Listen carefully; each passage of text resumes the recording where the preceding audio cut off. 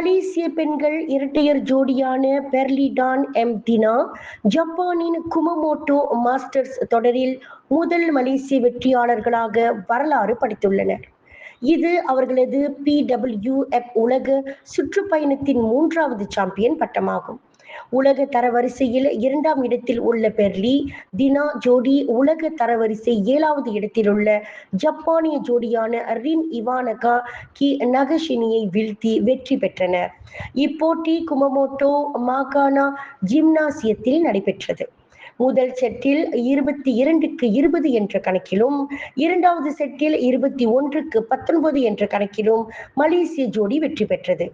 இரு செட்களிலும் அபாரமான திருப்புமுனை ஏற்படுத்தி ஜப்பானிய ரசிகர்களின் ஆதரவுடன் விளையாடிய எதிரணியை வீழ்த்தினர்.